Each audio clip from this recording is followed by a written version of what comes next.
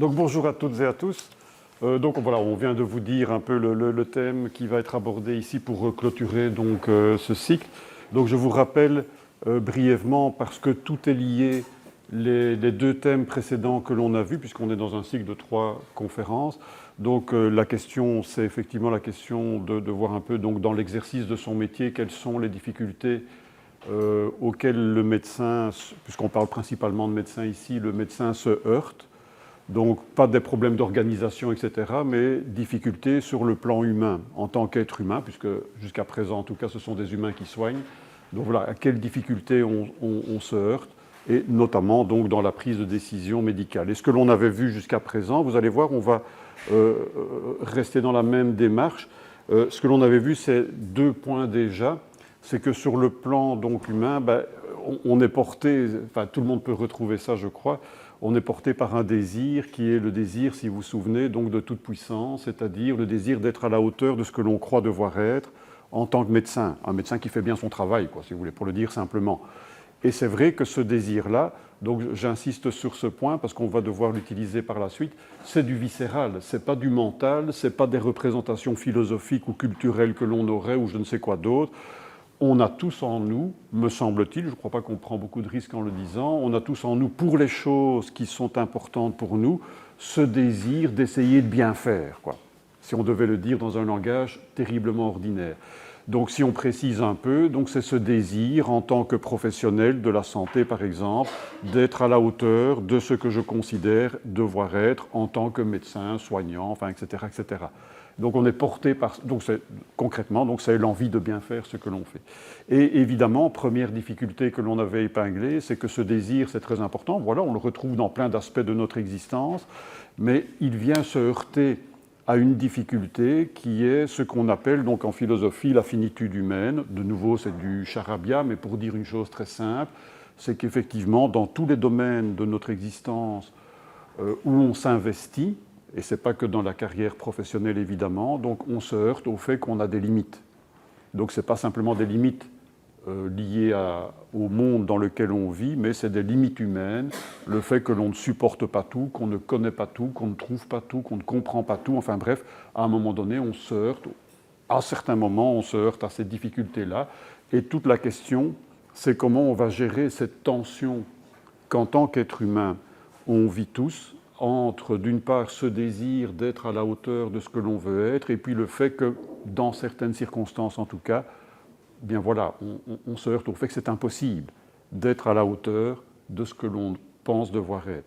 Alors remarquez bien que dans cette difficulté-là qu'on avait épinglée, je vous rappelle juste un truc, c'est que ce désir qui nous habite est donc quelque chose qui est viscéral, mais il est vrai que c'est terriblement difficile d'en sortir parce que tout le contexte culturel dans lequel nous sommes alimente ce désir. Donc concrètement, c'est clair que les patients attendent de leur médecin qu'il soit tout-puissant. Donc très concrètement, si un médecin disait, vous savez, écoutez, moi je suis limité, je suis fini, enfin on ne sait jamais, je peux me tromper, je ne sais pas quoi, le patient il va chercher quelqu'un d'autre. Hein. Donc, en tout cas, beaucoup de patients se diront, oui, oui, oui, la confiance ne va... Donc il y a une attente de la part du patient. Si vous travaillez dans une institution ou que sais-je, l'institution, l'hôpital ou je ne sais quoi d'autre qui vous engage, exige de vous que vous soyez un bon professionnel.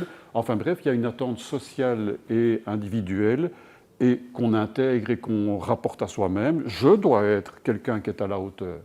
Donc c'est d'autant plus difficile, évidemment, c'est juste pour souligner ce point-là, d'assumer, ou en tout cas de prendre conscience dans un premier temps, puis d'assumer le fait que quoi que je fasse, et aussi bien que je fasse mon métier, il n'empêche que je suis limité.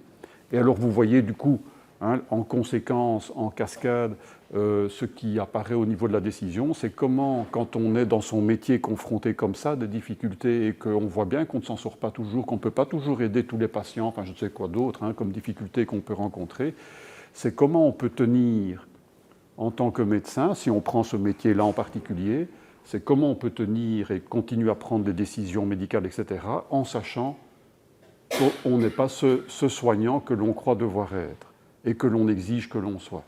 Et à un moment donné, on peut craindre, ça on en avait parlé, on peut craindre que pris dans cette tension, certains, on l'entend parfois, on le voit parfois, certains commencent à douter de la légitimité qu'est la leur.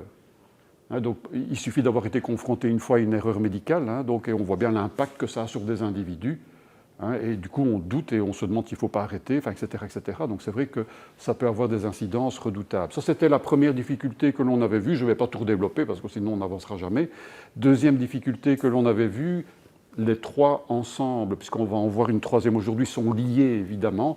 La deuxième difficulté, c'était la suivante, c'est que nous ne sommes pas qu'un individu qui se rapporte à lui-même et qui veut être à la hauteur de ce qu'il croit devoir être, l'idéal de soi, etc., etc. Nous sommes aussi évidemment des êtres de relation. Et dans le cadre de nos relations, c'est ce qu'on avait vu la dernière fois, c'est vrai que là aussi il y a un désir qui nous porte, qui nous habite, qui nous anime. Et ce désir, et en particulier dans la relation médicale, mais pas que là, dans toutes les relations qui comptent, c'est ce que l'on appelle donc en philosophie le désir de fusion. Et ce désir de fusion, c'est donc le désir tout simplement de pouvoir, non pas fusionner avec son patient, ça n'a aucun sens, l'expression n'est pas très heureuse, ce qu'elle vise, c'est le désir d'être sur la même longueur d'onde, qu'on puisse se comprendre, et c'est tout à fait logique, donc une relation de soins ne peut avoir lieu que s'il y a un minimum de confiance entre les deux parties.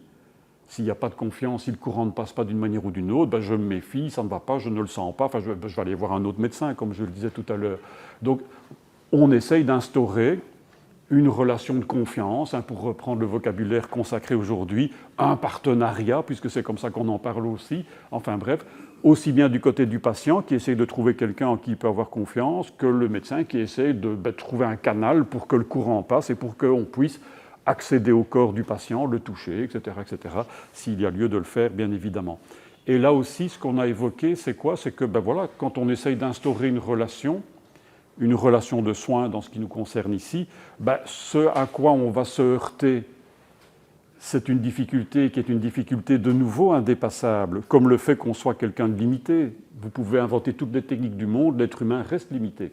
Ça ne changera jamais rien, évidemment. Donc là, c'est une limite qui est vraiment une limite indépassable. Eh bien, la limite ici, ou la difficulté à laquelle on se heurte, dans le cadre de nos relations, vous vous souvenez, c'est ce qu'on avait évoqué, c'est tout simplement que j'ai beau vouloir essayer d'être sur la même longueur d'onde que mon patient, que le courant passe, je vais essayer de le comprendre, enfin, toutes ces choses-là, c'est qu'on se heurte à une réalité toute simple, c'est que nous sommes et demeurons au cœur des relations, donc ce n'est pas contre les relations, c'est au cœur des relations, nous nous confrontons toujours à quelque chose qui est indépassable et qui est donc cette fameuse solitude. Le fait que l'autre m'échappe. Je vais vous donner, pour vous rappeler un peu ce qu'on avait évoqué là-dessus, je vais vous rappeler donc un simple exemple dans le contexte médical, comment on fait pour évaluer la douleur d'un patient. Vous pouvez avoir toutes les échelles d'évaluation objective, sur une échelle de 10, vous avez mal comment, etc. Vous n'aurez jamais qu'un chiffre. Et en attendant, c'est une bêtise que de le dire, une fois qu'on voit ça, c'est une évidence. En attendant, je ne sais pas ce que le type met derrière le chiffre qu'il me propose. Peut-être que lui met 8 ou 11. Il y en a qui disent sur une échelle de 10, moi c'est 11. Enfin bon, mais si ça tombe son voisin pour la même douleur, il mettra 2. Enfin, vous comprenez, donc la douleur de la personne telle qu'elle est vécue, c'est une bêtise une fois encore que de le dire, parce que c'est une évidence. C'est vrai que je n'y aurai jamais accès. Et c'est par ce côté-là, vous dira-t-on en philosophie, quand on essaie de comprendre les choses, qu'on fait le constat que donc je ne pourrai jamais rejoindre mon patient. Je peux entendre ce qu'il me dit, je peux essayer de le comprendre, de l'interpréter avec les ressources que j'ai, mais jamais je ne pourrai me mettre sur la même longueur d'onde. Donc par exemple, ce que je raconte parfois quand je travaille dans le secteur de la sclérose en plaques, c'est que vous pouvez être un grand médecin qui accompagne des patients qui ont la sclérose en plaques, vous mourrez sans savoir ce que c'est que de vivre avec la sclérose en plaques. Si vous êtes Donc, par contre, vous savez pertinemment bien ce que c'est que de soigner la sclérose en plaques. Mais ce n'est pas la même expérience que de vivre 24 heures sur 24 avec. Et c'est ce qui fait que déjà, entre le médecin et le patient, vous avez là deux étrangers, des gens qui ne peuvent pas se rejoindre, parce qu'ils ne savent pas de quoi ils parlent. Enfin, en tout cas, quand j'écoute l'autre ne sait pas de quoi il parle quand il parle de moi, parce qu'il n'est pas à ma place, etc., etc. Enfin voilà, toute une série d'idées qui deviennent finalement banales, mais qui sont des réalités terribles. Et donc, de nouveau, voilà, quand on se trouve dans des relations, qu'on essaye de nouer un contact avec les patients, d'obtenir la compliance du patient, etc., etc., et qu'on voit que parfois, il ne joue pas le jeu, on ne se comprend pas, ça se termine par des désaccords, ou parfois même par des conflits, ou que sais-je d'autre, c'est vrai qu'on se demande comment est-ce que je peux faire pour essayer de soigner quelqu'un si je constate que je n'arrive pas, ou que ce n'est pas toujours facile d'avoir un contact et de comprendre réellement ce que vit la personne en face de moi. Et ça peut miner en fonction des circonstances que l'on traverse, ça peut éventuellement miner, évidemment, donc la confiance qu'on a en soi-même. Quand on écoute quelqu'un, est-ce que je suis sûr d'avoir bien compris ce qu'il vit? Est-ce que ce que je vais lui proposer correspond vraiment à son problème? Voilà, et c'est toute la décision médicale qui peut être éventuellement touchée à ce niveau-là. Aujourd'hui, ce que l'on doit voir, c'est le troisième axe qui définit un être humain. Donc, on est, en tant qu'être humain, quand vous êtes dans les généralités, on est tous un rapport à soi. Donc, j'ai une certaine conception de ce que je crois être. Je suis quelqu'un qui est en relation avec les autres. Et puis, notre vie ne se réduit pas à ça. Il y a une troisième dimension qui est toujours présente dans toute notre vie, et donc y compris dans notre carrière, dans notre profession, c'est tout simplement le rapport à l'existence. Donc si on devait le dire, en tout cas au départ, de manière très générale, c'est le rapport à la vie, à l'existence, ou si vous voulez, pour le dire autrement, c'est le rapport à l'avenir. Donc nous sommes aussi des êtres humains qui pouvons nous projeter, si vous voulez. Et c'est vrai que dans cette perspective-là, vous allez comprendre tout de suite, c'est vrai que dans ce rapport que nous avons avec la vie, avec l'avenir, eh bien, il y a là aussi un troisième désir qui est à l'œuvre, un troisième désir qui nous anime, qui est là implicitement. On n'a pas besoin des philosophes pour le vivre. Donc nous, ce qu'on essaye de faire dans notre petit métier, c'est d'essayer de mettre des mots là-dessus, mais c'est quelque chose qui nous anime, comme le désir de bien faire son travail, ou je ne sais pas quoi d'autre, qu'on évoquait tout à l'heure. Alors c'est quoi ce désir-là? Qu'est-ce qu'il y aurait encore en nous qui, cette fois-ci, concerne notre rapport à l'existence en général?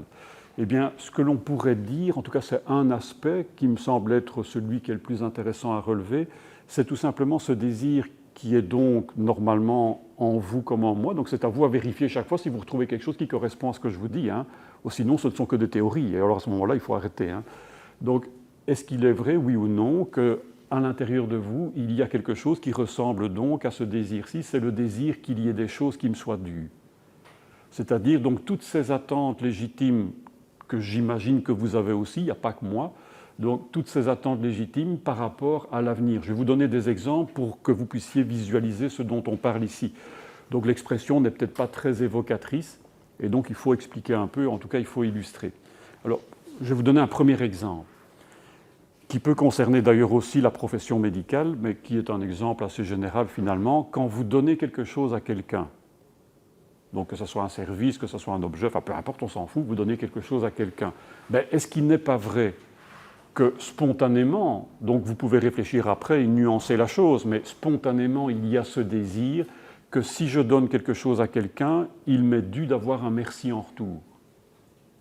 Est-ce qu'il n'y a pas cette attente légitime? Alors je vais vous prendre à contre-pied ou à vous donner le contre-exemple si vous n'êtes pas convaincu. Imaginons, peut-être que vous avez vécu ça, que donc vous avez donné quelque chose à quelqu'un ou fait quelque chose pour quelqu'un, enfin peu importe, et la personne est partie comme un voleur. Est-ce que vous pouvez me garantir, si vous essayez de vous souvenir comment vous avez vécu ce moment-là, que ça ne vous a pas d'une manière ou d'une autre choqué?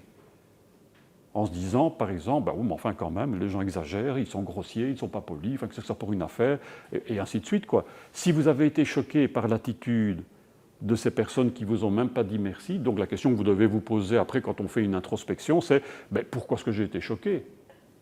Qu'est-ce qui a été choqué en moi? Et quand vous faites ce travail-là, pour essayer de comprendre un peu ce qu'on est comme être humain, mais c'est quoi les cordes qui m'animent, c'est quoi les points sensibles dans ma vie, vous allez retomber dans quelque chose que peut-être vous nommerez autrement, mais le tout c'est de se mettre d'accord sur la façon d'en parler. C'est vrai qu'il y a en moi une attente que j'estime légitime, c'est que quand on donne quelque chose à quelqu'un, c'est logique qu'ils disent merci, quoi. Enfin, c'est comme ça que ça doit aller. Je vous raconte juste une anecdote pour illustrer le propos. Quand je raconte ça, je repense toujours à cette affaire. Un jour, je dois aller en pédiatrie et donc j'arrive pour faire du travail d'éthique et il y a des infirmières qui sont là, donc qui m'attendaient, mais qui ne m'attendent pas du tout. En fait, elles sont excitées par un truc là, donc impossible de travailler. Donc je les fais causer en espérant qu'en vidant leur sac, on pourra alors passer au travail qu'on doit faire. Et elles m'expliquent. Vous voyez M. Nognaud là-bas, donc énervé, vous voyez là-bas la porte ouverte? Eh bien là, alors elle me raconte. Et elle me raconte qu'il y avait donc un enfant qui a été opéré là, qui est resté quelques jours. Et je comprends, je n'ai pas eu les détails, ce n'était pas nécessaire, je comprends que les parents étaient dans une situation précaire. Donc je ne sais pas, est-ce que c'est financièrement ou je n'en sais rien, peu importe. Et elle m'explique que durant le temps de séjour de cet enfant, elles se sont débrouillées pour donner des vêtements, des trucs, enfin voilà, pour aider ces gens-là. Et donc elles m'expliquent ça brièvement parce qu'elles sont énervées, et puis elles me disent « Et vous savez quoi hein ?» Et alors là, comment elles me l'ont dit? Elles m'ont dit « Ils sont partis, hein, on n'a même pas une boîte de pralines en retour. » Alors évidemment, la boîte de pralines, en réalité, elles s'en foutent, hein, mais ce qu'elles ont voulu dire, c'est « On s'est décarcassé pour ces gens-là, ils sont partis comme des voleurs, ils ne sont même pas venus dire au revoir. » Ah ben, c'est scandaleux. Et donc de nouveau, vous voyez bien, mais pourquoi est-ce que les gens en font une montagne, quoi?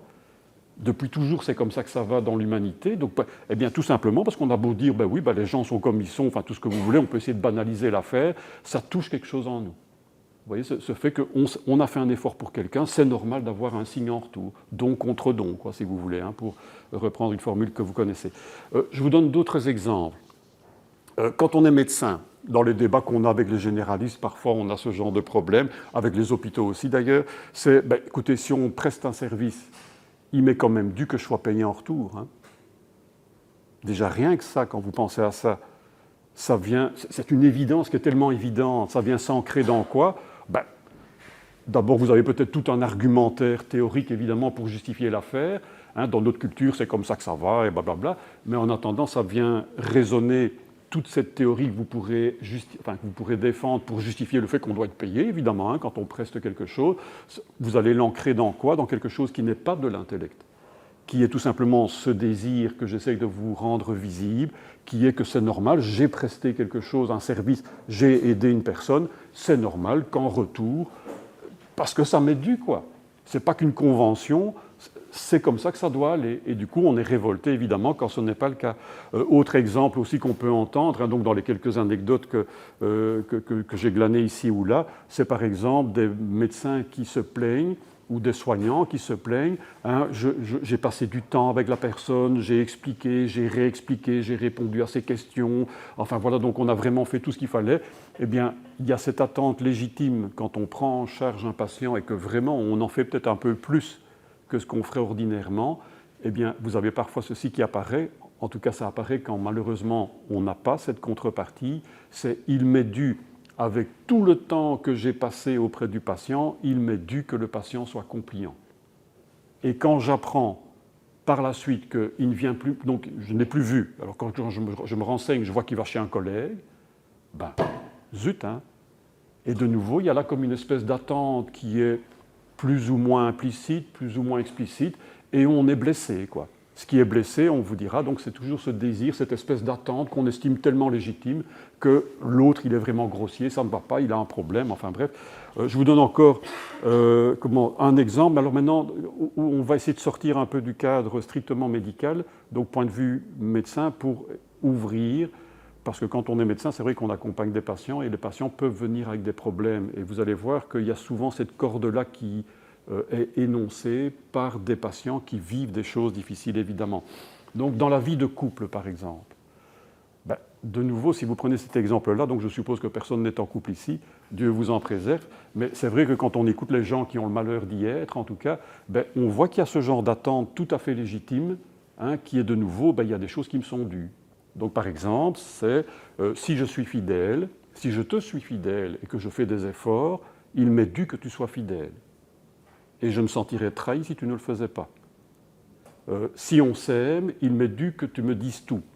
Enfin, quand vous regardez dans les couples des gens qui sont blessés par ce qu'ils vivent à un moment donné, c'est vrai qu'une des dimensions, enfin, il y a plein de raisons évidemment pour être blessé, pour que ça soit compliqué de vivre à deux, mais c'est vrai que parfois on se rend compte que certaines difficultés viennent s'ancrer dans ce désir où dans ma vie de couple j'ai tellement d'attentes et que j'estime complètement légitime que si l'autre ne répond pas à ces attentes, c'est le signe d'un manque d'amour, voire le signe peut-être qu'il faudrait qu'on se sépare. Donc ça devient, si vous voulez, le métronome ou ça devient la mesure de ce que mon couple doit être. Ce désir que dans un couple, voilà, il y a des choses qui nous sont dues, sans quoi on ne voit pas ce qu'on fait ensemble, tout simplement. Et c'est vrai que quand on présente les choses ainsi, on ne voit pas très bien ce qu'on peut dire d'autre. Hein. Donc c'est vrai, c'est tout à fait légitime que vous attendiez ça. Si l'autre ne le fait pas, on comprend que vous soyez déçu, etc., etc. Je vous donne encore un autre exemple. Maintenant, si vous élargissez le couple à la vie de famille, et ça c'est un exemple qui est un de ceux qui est le plus dur que j'ai pu rencontrer dans ma vie, c'est quand vous discutez avec des parents qui ont perdu un enfant. Donc voilà encore un exemple que l'on peut donner quand on accompagne des parents. Donc moi j'ai déjà fait ce genre de choses, mais j'ai appris qu'il fallait le faire avec prudence. C'est que vous avez donc des parents qui sont brisés évidemment, hein. Donc dans les deuils, c'est des deuils qui sont terriblement difficiles. Et c'est vrai qu'il y a des gens qui traînent ces deuils. Donc ça fait des années qu'ils ont perdu un enfant et ils sont toujours blessés. Il suffit d'évoquer les circonstances, ils se remettent à pleurer. Enfin voilà, donc on voit bien que la blessure est toujours à vif, quoi. Alors, quand on discute avec ces gens-là, donc, voilà, on essaye de les aider un peu, et puis ils disent « Mais comment voulez-vous qu'on fasse son deuil par rapport à un truc pareil ?» Bon. Alors, question qu'on peut poser. Donc, je vous donne l'intitulé de la question, ce n'est pas comme ça qu'on pose la question, hein. Donc, ne dites jamais les choses comme je vais vous les dire ici. Mais question qu'on peut poser, c'est pourquoi vous vivez ce deuil de manière aussi difficile? Réponse, on va tourner en rond, ben parce que le deuil d'un enfant, ce n'est pas possible. Bon. Et alors, à un moment donné, il y a des gens qui vont vous dire, donc parfois le mot, on l'a pour le coup, ils vont vous dire, c'est tellement injuste. Alors, question qu'on peut poser. Donc, quand on veut essayer d'aider les gens à sortir comme ça de cette complainte dans laquelle ils sont enfermés, c'est tout simplement ceci. Donc, ça paraît un peu violent comme question, il est vrai, donc c'est là que j'ai appris qu'il fallait faire attention. C'est tout simplement, mais pourquoi est-ce que vous dites que la mort de votre enfant, c'est injuste? Alors, évidemment, donc des choses que j'ai déjà entendues, c'est on voit bien que vous n'avez pas perdu d'enfant, etc. Enfin, parce que la question est choquante, évidemment, hein. Mais ce que l'on veut dire, c'est ceci, donc c'est ça qu'il faut essayer d'expliquer si la personne semble pouvoir l'entendre, c'est que la mort de votre enfant soit un drame, ça on l'entend bien, et il n'y a pas à discuter ça, évidemment, mais pourquoi ce drame, vous le vivez comme une injustice? Vous comprenez? Donc ce n'est pas la même chose, hein. Donc tous les drames ne sont pas forcément des injustices, hein, mais il y a un amalgame qui est fait. Et donc, on peut essayer de poser une question qui tourne autour de ce sujet-là. Et alors, quand on aide les parents, ou quand les parents acceptent la question, eh bien, évidemment, ils vont vous répondre quoi? Donc, si on fait de la théorie, ça vaut pour tous les cas que vous vivez, hein, même en dehors de ce qui est tragique ici. Quand vous avez le sentiment d'une injustice, c'est évident, quand vous analysez l'affaire, que ça me semble toujours injuste par rapport à ce que je pense être juste. Vous comprenez? Si vous n'avez pas le repère de ce qui est juste, il n'y a rien qui vous apparaîtra jamais injuste, hein. C'est parce que j'ai une certaine idée de ce qui est juste que du coup, si ça ne se produit pas comme ça, alors c'est injuste ce qui se produit, évidemment. Donc on essaye d'amener les parents sur ce terrain-là. Et ce qu'ils vont vous répondre, eh bien, c'est quelque chose qui tourne effectivement, enfin en tout cas dans ce que moi j'ai entendu, hein, donc je ne connais pas tous les parents qui ont été confrontés à ça, mais ce qu'ils vont expliquer, parmi toutes les choses qu'ils vont expliquer, il y en a deux que je retiens ici. La première qu'on entend assez facilement, c'est tout simplement de dire « mais pourquoi c'est injuste ?» Mais évidemment que c'est injuste. Pourquoi? Parce que cette maladie ou cet accident qui a enlevé la vie à mon enfant, eh bien, qui a privé mon enfant de sa vie, eh bien, l'a privé en réalité de quoi? Et c'est là que vous retrouvez la corde sensible que j'essaye de rendre visible. Eh bien, il l'a privé, donc cet accident, cette maladie, l'a privé de toutes les années de vie qu'il lui était dû de vivre. Donc il y a cette idée chez beaucoup de parents qu'effectivement il est dû à chacun d'entre nous et il est dû à nos enfants, il est dû, désir, il est dû, et c'est ce qu'on espère, il est dû que nos enfants vivent 70, 80, 90 ans comme la majorité d'entre nous, quoi. Et donc effectivement mourir à 20 ans, mourir à 10 ans ou mourir à 2 ans, c'est injuste parce qu'on l'a volé de tout cela qui lui revenait. Et puis vous avez des parents, dans les choses de nouveau que j'ai entendues, des parents qui peuvent aller un peu plus loin parfois et qui disent « et ce qui est aussi injuste, ce qui fait que c'est injuste, c'est que moi, on m'a pris ce qui m'était dû. Et qu'est-ce qui m'était dû en tant que parent? Ce qui m'était dû, c'est tout simplement de voir mes enfants me survivre, comme tous les parents du monde. Et alors là, vous avez la complainte qui peut arriver, hein, donc qu'est-ce que j'ai fait au bon Dieu pour mériter de vivre un truc pareil, etc., etc. Enfin, quand vous regardez avec cet exemple-là, qui est évidemment un des plus tragiques vraisemblablement, eh bien c'est vrai qu'on se rend compte qu'il y a une corde sensible en nous et on ne voit pas très bien comment on peut lutter contre, hein, ça paraît tellement évident. Évidemment qu'on comprend ces parents-là, il est dû, pas tout, à tout le monde, mais il y a un minimum de choses quand même qui est dû à tout le monde, et par exemple que les enfants puissent vivre. Voilà. Et c'est un truc qui n'est pas rationnel, on s'en fout que ça soit rationnel, c'est pas ça l'enjeu, voilà. Là on le sent avec ses tripes, si vous voulez, que c'est comme ça que ça devrait aller. Donc, toute une série d'exemples, et on peut continuer, on peut prolonger la liste.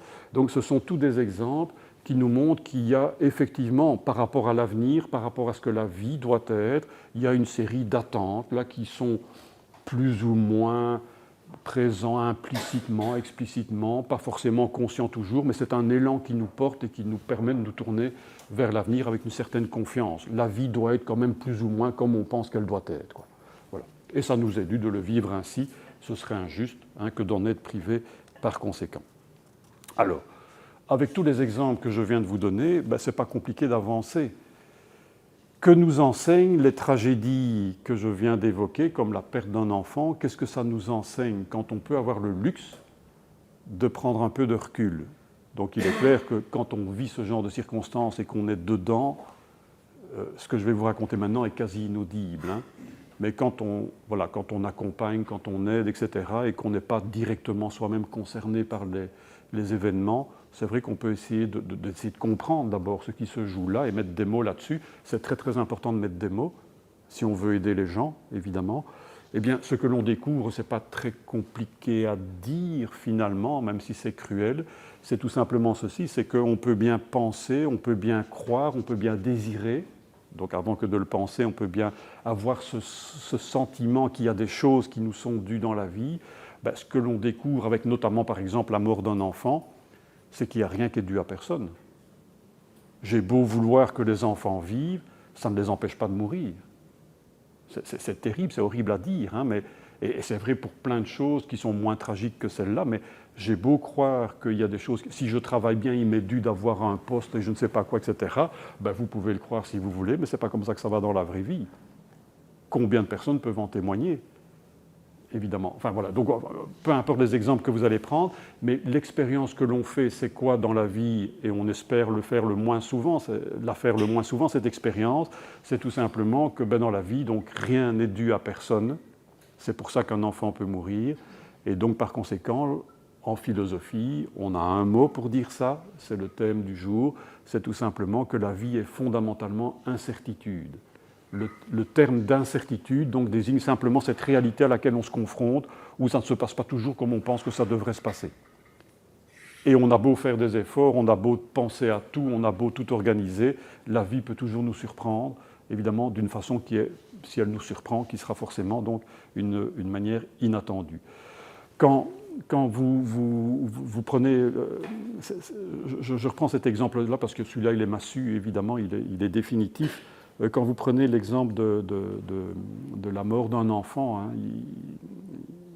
il y a des auteurs, donc en philosophie c'est un sujet classique, même s'il est douloureux, et par exemple vous avez quelqu'un comme Heidegger qui dans Être et temps cite un poète, j'oublie toujours le nom de ce gaillard-là, et ce poète a une petite phrase qu'on cite souvent, que vous avez peut-être déjà entendue, qui permet de comprendre ce que c'est que l'incertitude de l'existence.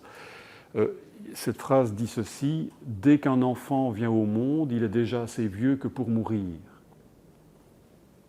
C'est une phrase qui est impitoyable, mais qui est terriblement juste. C'est une variante d'une autre phrase de Sénèque, qui, dans un petit texte où il essaye de consoler une maman qui a perdu un enfant, donc il a cette formule qui n'a certainement pas consolé la maman en question, mais qui est terriblement juste. Par ailleurs, malgré tout, donc il essaye de consoler une certaine Marcia, et il lui dit « Mais qu'y a-t-il d'injuste ?» Donc c'est ça qui m'intéresse ici, c'est le mot injuste qui résonne avec ce que je vous ai raconté. « Qu'y a-t-il d'injuste à ce qu'un mortel meure ?» De nouveau, vous comprenez, ça ne consolera pas quelqu'un qui est abîmé qui vient de perdre un enfant ou quelqu'un qui l'aime, mais c'est pourtant une phrase qui est terriblement vraie. Qu'est-ce qu'il y a d'injuste? Et donc, si vous mettez les deux phrases ensemble, c'est vrai qu'un enfant est déjà un mortel avant même de commencer sa vie. Et donc, qu'y a-t-il d'injuste de ce point de vue-là? Ça ne veut pas dire qu'on doit désirer qu'il meure, ça n'a rien à voir avec ça.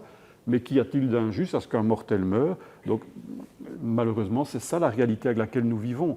Et du fait que nous sommes donc des mortels, c'est ce qui explique que notre vie est fondamentalement, donc ce n'est pas simplement autour de nous, en tant que nous sommes vivants, nous sommes concernés par la question de la mort, et c'est ce qui fait que notre existence est fondamentalement marquée par l'incertitude. Et donc croire que c'est normal, par exemple, donc pour que vous voyez l'écart, croire que c'est normal que ce soir je vais me coucher et que demain je vais me lever, c'est vivre dans l'ignorance de ce qu'on est, dans une espèce d'habitude qui occulte finalement la réalité qui est qu'en tant que mortel, il ne faut pas vivre dans la peur de mourir à chaque seconde, mais en tout cas, il y a une fragilité de la vie qui nous concerne, nous, ceux qu'on aime, etc., et qui fait que on est à l'abri de rien, évidemment. Enfin bon, donc voilà pour essayer d'évoquer un peu ce thème de l'incertitude. Alors, cette incertitude à laquelle on est reconduit dans notre expérience de vie, sous des formes dramatiques parfois, et le plus souvent sous des formes qui sont anecdotiques, mais qui montrent bien que ça ne va pas tout à fait comme on pense qu'on aurait dû vivre les choses, eh bien cette incertitude, vous allez la retrouver maintenant, quand on essaye de préciser un peu les choses, sous deux formes. Il y en a une que j'ai déjà évoquée, donc je ne vais pas y revenir, c'est tout simplement dans notre existence en général. Donc dans notre vie de famille, de couple, dans notre vie professionnelle, on est constamment confronté à cette réalité. Il y a des choses qu'on pense légitimes qui doivent se passer, et puis on est confronté à l'imprévu qui fait que ce n'est pas tout à fait comme on l'avait imaginé. Bon, donc là on peut donner des exemples à l'infini, j'en ai déjà donné assez. Dans le champ de la médecine en particulier, il y a un aspect que je voudrais soulever ici, qui est un aspect qui va nous ramener à des choses qu'on a déjà évoquées par un autre biais, c'est en ce qui concerne le savoir médical.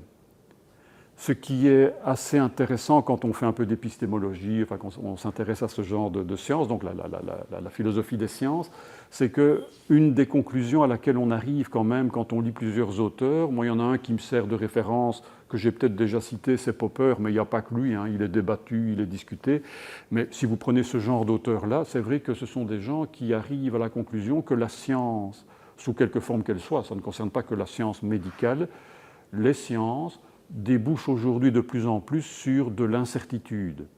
Donc on n'a plus, si vous voulez, cette impression, cette affirmation qu'on avait encore au XIXe siècle, par exemple, d'un savoir scientifique qui serait un savoir clair, certain, sans incertitude, si vous voulez, et s'il y a encore des incertitudes, un jour on pourra les lever grâce au progrès des moyens techniques ou de la science ou du savoir ou je ne sais quoi d'autre. Ce que montrent des gens comme Popper, c'est que fondamentalement, et on en est les témoins aujourd'hui, le savoir, sous quelque forme que ce soit, mais donc le savoir scientifique ici, est un savoir qui est condamné à être confronté, donc, de par sa nature, à l'incertitude. Ce qu'il évoque, c'est quoi? C'est ceci, donc je vous donne juste le thème, c'est tout simplement que on constate effectivement qu'avec les découvertes que nous faisons aujourd'hui et l'évolution des savoirs, je vais vous donner le mot qu'on utilise souvent pour parler de ces choses-là, on débouche de plus en plus sur des probabilités. On a des savoirs qui sont des savoirs probabilistes et non plus, dans toute une série de domaines en tout cas, et non plus des savoirs qui sont des savoirs affirmatifs. Donc on peut, avec une très grande assurance, déterminer la probabilité de la pertinence d'une proposition. Mais donc vous voyez bien, donc on a une garantie, on a une assurance, c'est que l'affirmation qu'on a est probable, mais donc ce sur quoi porte l'affirmation, c'est bien sur une probabilité et qui fait que du coup, quand on prend une décision, c'est quand même sur la base d'un savoir qui n'est pas discutable nécessairement en lui-même, mais en tout cas qui ne nous donne pas toutes les garanties et toutes les certitudes que l'on aimerait avoir. Et vous voyez pourquoi je me concentre un peu sur ce sujet-là, c'est parce que puisqu'on veut parler de décision médicale, c'est comment on fait en tant que médecin, soignant, etc., pour prendre une décision en confiance, quand on sait que le savoir qu'on utilise pour prendre cette décision est marqué par sa nature même, par la probabilité. Donc il y a toujours un doute, si vous voulez. Et donc la question, c'est comment on fait. Alors vous voyez bien l'affaire, hein, donc c'est toujours le même type de raisonnement qu'on va retrouver, qu'on a trouvé dans les deux conférences précédentes. Plus j'ai besoin d'être dans mon désir et que pour moi tout doit être dû. Donc ici, dans le cas du savoir, ça devient je dois être absolument sûr et certain. Et les choses doivent se passer comme ma science me permet de le prévoir. Plus vous êtes dans cette posture où je ne peux exercer mon métier qu'à la condition que je sois sûr de ce que je fais, plus vous vous mettez dans une situation qui est improbable, enfin qui est impossible, quoi. Et ce sera la peur qui va vous gagner, à moins que l'on fasse ce que l'on croit observer parfois, c'est de vivre dans le déni, ou dans quelque chose qui ressemble au déni, c'est-à-dire non, c'est pas vrai, le savoir scientifique il est sûr et certain, et je ne veux pas voir qu'il est probabiliste, et par conséquent, persuadé que le savoir est absolument sûr et certain, je prends mes décisions en bonne conscience. Mais si vous écoutez, et à supposer qu'ils aient raison, peut-être qu'ils ont tort, hein, mais si vous écoutez en tout cas donc les épistémologues, on vous dira cette posture vis-à-vis de la vérité possible pour les humains est une posture qui est quand même problématique, parce qu'elle cache la véritable nature de nos savoirs, qui ont beau être efficaces comme ils le sont, n'en demeurent pas moins malheureusement, donc probabilistes, donc marqués par une forme d'incertitude. Alors, pour préciser un peu les choses, s'il fallait le faire, parce que quand on rentre dans ce sujet-là, on a toujours le même débat, c'est de dire « oui, mais enfin, vous dites que les savoirs ne sont pas sûrs, arrêtez de dire des bêtises, il y a quand même des choses qui sont établies. Par exemple, que la Terre n'est pas plate, on le sait bien. » Voilà, donc c'est toujours les exemples qu'on vient de nous servir. Donc la Terre est ronde, évidemment, la Terre tourne autour du Soleil. Enfin, arrêtez de dire des bêtises, il y a des choses que l'on sait. Alors, quand vous entendez ce genre d'objection pour dire ben « non, il y a quand même des certitudes en science », donc ce que l'on doit probablement dire, c'est ceci. Vous allez voir qu'on va très vite retourner dans de l'incertitude. C'est que ce qui est vrai, ça c'est indéniable, c'est que concernant les faits, ce que je vois là, écoutez, peu importe le langage que vous allez utiliser pour en parler, mais les faits sont les faits et il n'y a pas de doute à avoir. Donc par exemple, que nous soyons ici dans la pièce, on peut toujours essayer de couper les cheveux en quatre, mais enfin, bon, c'est un fait, c'est une réalité. On ne va pas dire que c'est probabiliste, il est probable qu'on soit là, mais peut-être qu'on est ailleurs. Enfin, vous comprenez, ça devient absurde, évidemment. Donc non, arrêtez. Bon, là, il y a des certitudes. Simplement, ce que je pense qu'il faut dire quand on veut essayer de clarifier un peu les choses, c'est que cette certitude que l'on peut évidemment avoir, c'est une certitude donc, qui porte sur ce qui est là. D'accord ? Sur ce qui est et que je peux vérifier d'une manière ou d'une autre. Dès que vous sortez de ce qui est là, donc remarquez que ce n'est pas déjà si évident que ça, hein, mais enfin on peut admettre l'idée en général. Donc je dis que ce n'est pas assez évident, par exemple en médecine on pourrait dire, écoutez, donc probabilité, soit quelqu'un est vivant, soit il est mort, quoi, hein. Donc vous n'allez pas me dire qu'on pourrait douter. Quoique, remarquez que ce n'est pas si évident que ça, parce qu'on pourrait admettre l'idée, hein. Voilà, quelqu'un qui a la jambe cassée, quelqu'un qui est vivant, quelqu'un qui est mort, c'est un fait, et on ne va pas discuter pendant des heures là-dessus. Donc, c'est un fait, ce sera une vérité, d'accord, mais remarquez que par exemple, il y a quand même des anecdotes. Alors ce ne sont que des anecdotes, vous ne pouvez pas en refaire une théorie à partir de là, mais c'est quand même des anecdotes troublantes. C'est qu'on entend de temps en temps, et encore récemment, j'ai entendu ça dans les médias, donc il faut voir si c'est vrai, mais a priori ça l'est, on nous raconte le cas de personnes qui ont été déclarées mortes, et puis qui se réveillent à la morgue. Alors c'est des cas tellement exceptionnels que c'est insignifiant, donc ça on est bien d'accord, hein.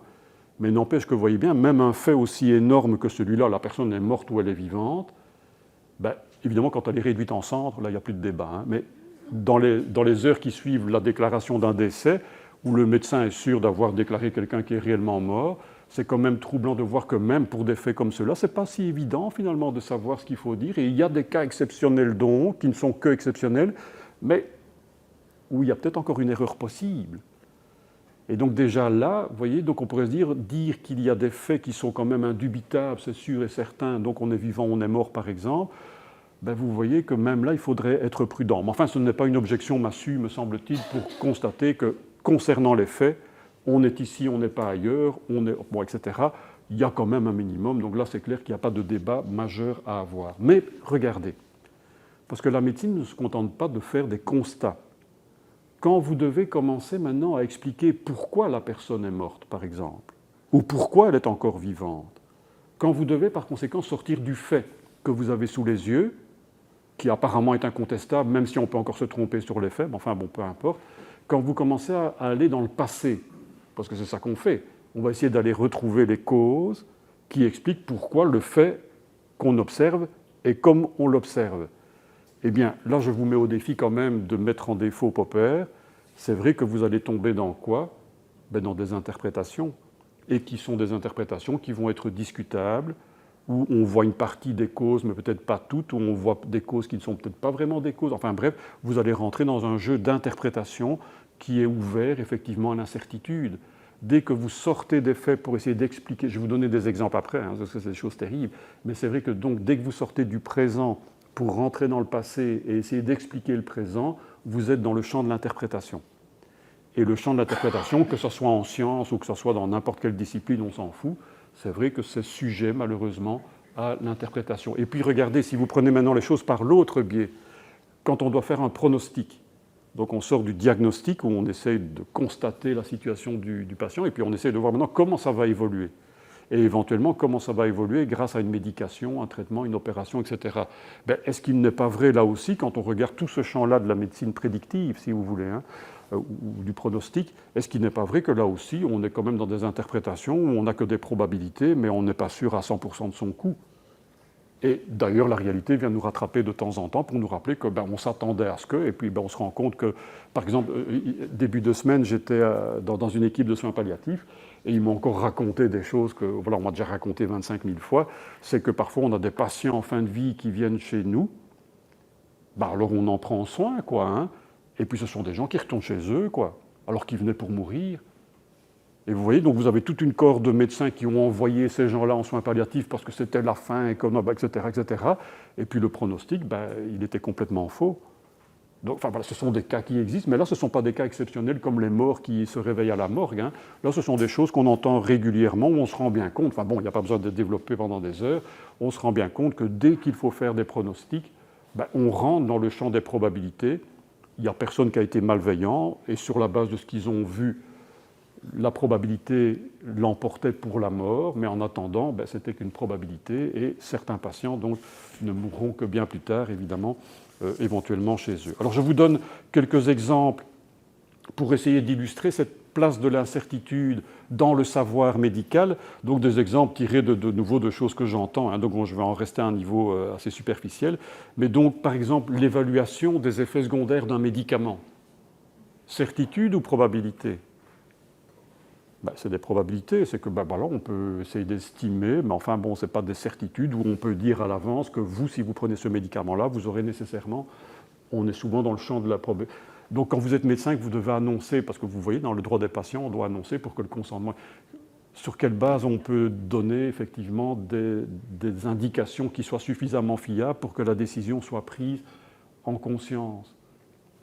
Ça dépend de la marge d'incertitude, mais enfin, il y a un moment où c'est vrai que ça peut poser question, évidemment. Même chose, donc, non seulement pour les effets secondaires, mais les complications éventuelles liées à une intervention. Même chose, ce sont souvent des probabilités, évidemment.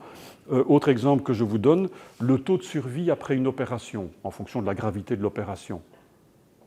Il suffit de lire ce qu'on raconte sur le sujet, évidemment, et ce sont des probabilités. Donc maintenant, vous concernant vous, si vous subissez telle opération, on n'a pas de certitude à l'absolu en disant vous serez du bon côté ou du mauvais côté des chiffres. C'est une probabilité et c'est un risque que vous prenez évidemment. Donc là, on est typiquement dans l'incertitude évidemment. La durée de vie à laquelle vous pourrez encore prétendre une fois que vous aurez été opéré et la qualité de vie que vous aurez durant cette durée de vie. Certitude ? Non, c'est des choses qu'on peut dire en moyenne, en fonction de ce qu'on connaît en général, mais enfin, vous avez évidemment une marge d'incertitude là-dedans. Donc, quand on est, moi j'imagine, ce n'est pas mon métier, mais quand on est médecin et qu'on doit discuter avec un patient et l'éclairer avec des marges de manœuvre qui peuvent être quand même assez flottantes, ce n'est pas évident, me semble-t-il, d'aider quelqu'un. Ça peut même l'inquiéter, et la tentation peut être, moi j'imagine en tout cas, peut être grande de transformer des probabilités en certitudes. Mais si, ça va aller, vous verrez, enfin voilà, parce qu'il faut soutenir le patient, soi-disant. Enfin bon, donc je continue. Le taux de récidive. Par exemple, si vous avez un cancer, on vous soigne, taux de récidive, certitude ou probabilité ? Vous comprenez que ce sont des probabilités, hein. Autre exemple qui, lui, est terrible, enfin en tout cas dans ce qu'on m'a raconté, et on peut le comprendre, quand vous devez évoquer un risque de malformation chez un fœtus. Donc on établit son karyotype et on remarque qu'il y a des malformations et ça débouche sur des probabilités donc concrètes de malformation qu'on ne peut pas objectiver malheureusement. On a juste donc le karyotype. Alors, ce que me racontent les gynécologues quand on parle de cette affaire-là, c'est que donc vous avez des chiffres avec 30% de risque de... Enfin voilà, donc vous avez des évaluations de ce genre-là. Mais est-ce qu'on doit dire aux parents, quand vous avez des marges de manœuvre de ce genre-là, est-ce qu'on doit annoncer aux parents et dire aux parents qu'il y a ce risque pour leur enfant ? Ce sont des questions éthiques, évidemment, hein, donc on ne va pas débattre de ça ici, mais c'est vrai qu'en tout cas, on a une médecine prédictive qui confronte de plus en plus, non pas à des certitudes, mais à de l'incertitude, et quand il faut annoncer ça aux gens, en tout cas ce qu'on me raconte ici, on peut le comprendre, c'est que ce n'est pas du tout facile, bien sûr. Alors, autre sujet, dernier exemple que je vous donne, c'est quand on parle de l'intelligence artificielle, hein, c'est un sujet qu'on a déjà évoqué ici dans des questions-réponses. C'est vrai que par rapport à ce que je connais en tout cas ou crois comprendre de ce sujet-là, puisque j'ai eu l'occasion de travailler un peu ce thème récemment, c'est vrai que finalement, on a des résultats via l'intelligence artificielle qui sont le résultat de quoi? De l'accumulation de données.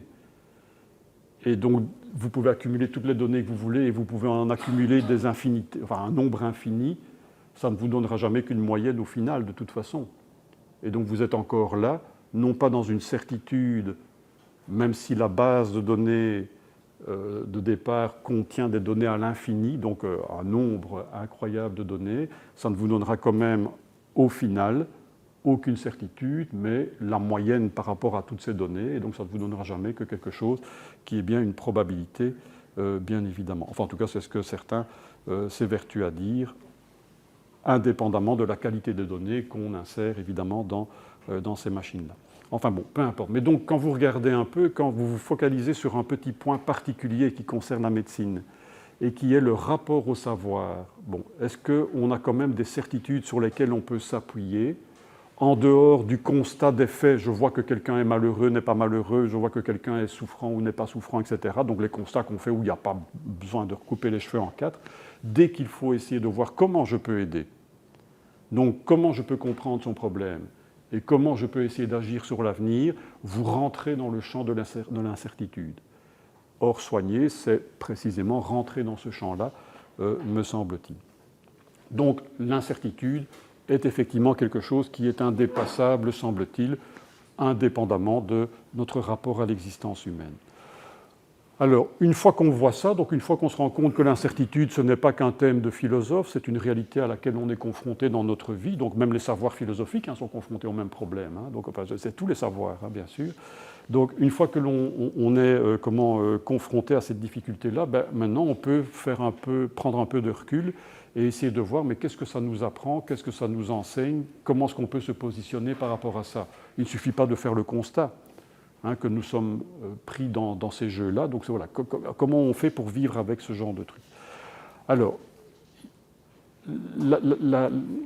suite à ce que je viens de vous dire, premier élément que l'on peut, donc si vous voulez résumer, premier élément que l'on peut donc conclure, c'est que le constat que l'on fait pour la troisième fois suite aux deux autres exposés, c'est que nous sommes en tant qu'être humain, un être humain qui est déchiré entre deux pôles.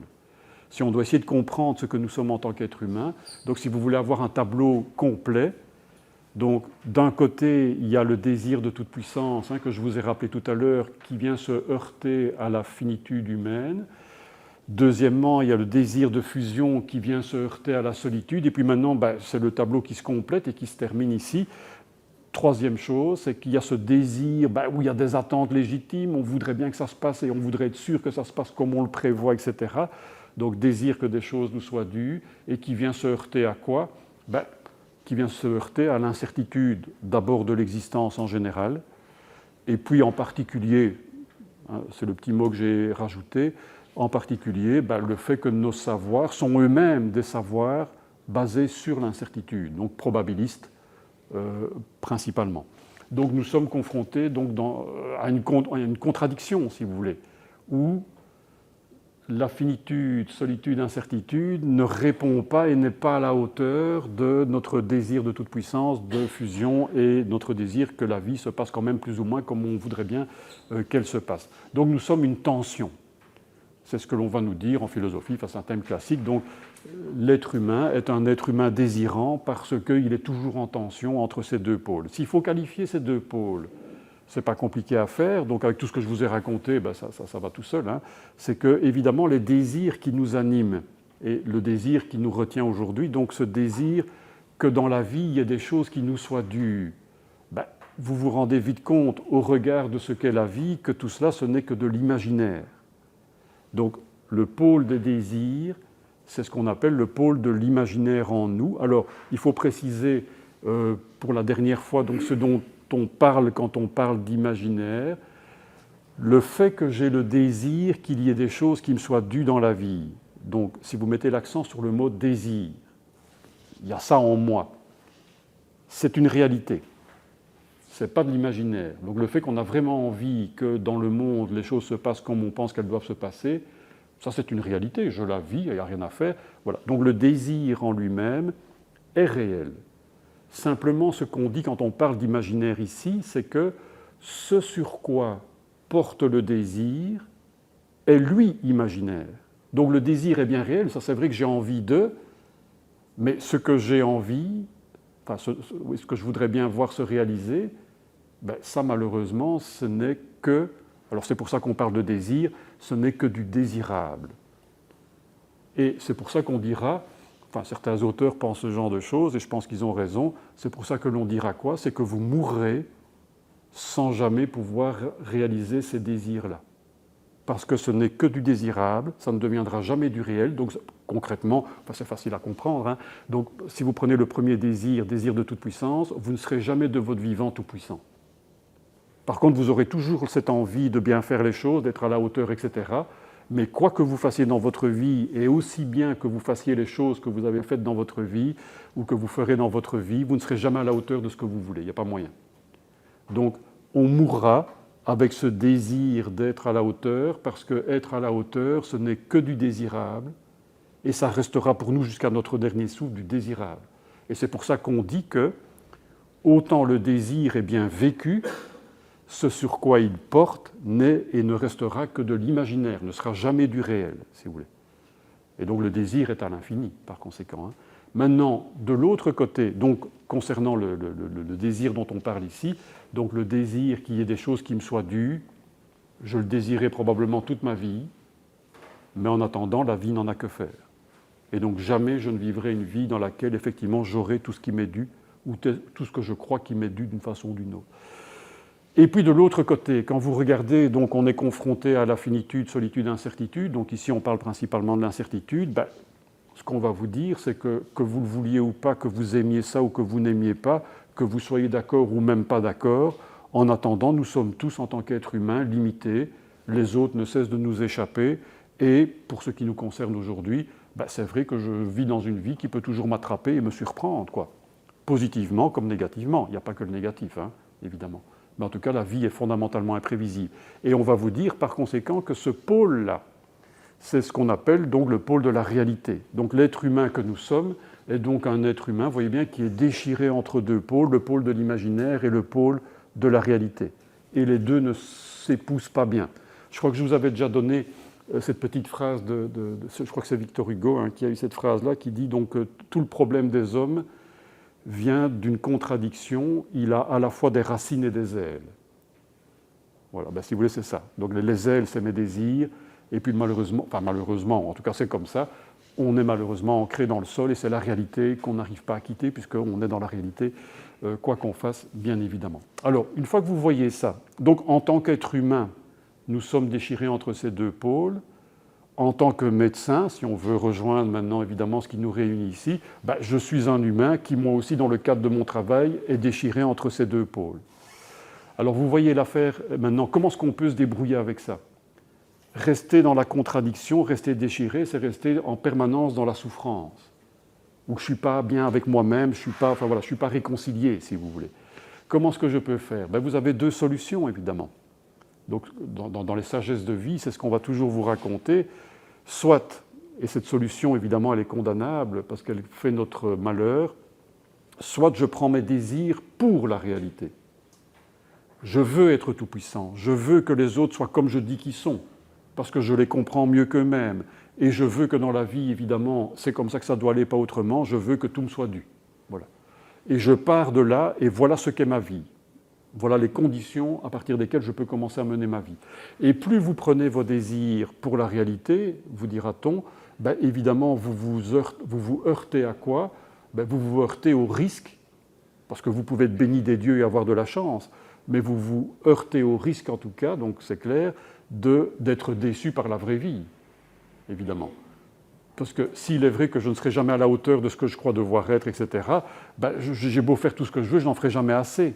Évidemment, j'aurais toujours peur qu'il arrive une catastrophe, hein, donc il m'est dû ceci, cela, et puis je vois bien que ça ne marche pas comme ça, et à un moment donné, on va se blinder, on va prendre des précautions, et on va vivre dans la peur permanente que la vie nous échappe, parce qu'on voit bien que ce n'est pas aussi simple. Enfin bref, plus vous prenez vos désirs pour la réalité, plus la vraie vie devient invivable, et plus on voit les gens faire tout et n'importe quoi pour essayer de tenir dans leurs désirs et faire en sorte que ça reste la réalité.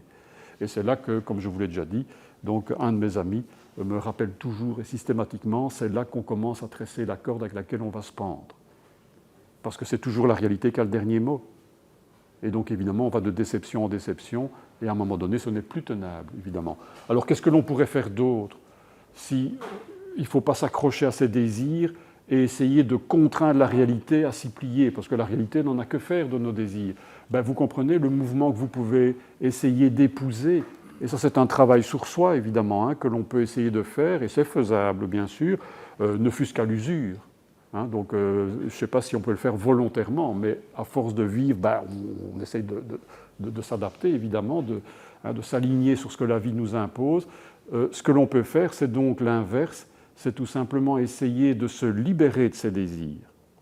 Donc, je vous rappellerai ce que ça veut dire dans une seconde.